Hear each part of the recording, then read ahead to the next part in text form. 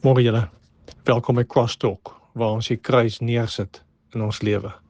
Maandag het ons mekaar gesê, is ons tema grounded, om te sê, maar wat sê die woord vir ons vir die week wat voorlê?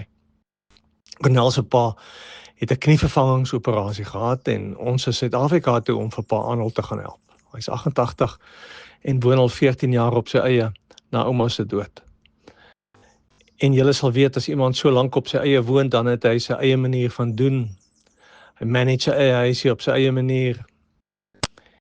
Maar nou het hy hulp nodig gehad met al die basiese goed wat ons elke dag bloot as vanselfsprekend aanvaar. Om te gaan sit, om op te staan, dis 'n missie. Om badkamer toe te gaan en te stort, is 'n unieke uitdaging. Want oupa kan nie eers by sy voete uitkom om hulle ordentlik af te droog nie. En so kan ons aangaan. En om so te sorg en om so om te gee, of om te versorg, vra 'n spesifieke omgee of compassion. Om hier te wees en te help, geduldig te bly, 'n ander pas te aanvaar oor hoe en wanneer goed gaan gebeur.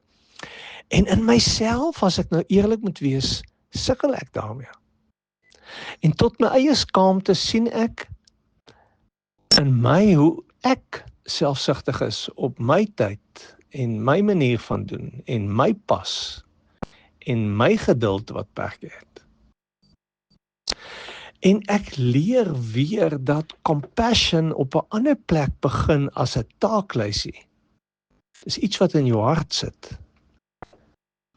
En dan kom dit daarvandaan af. Of soos Paulus in 1 Korintiërs 13 sê, liefde is geduldig en kind.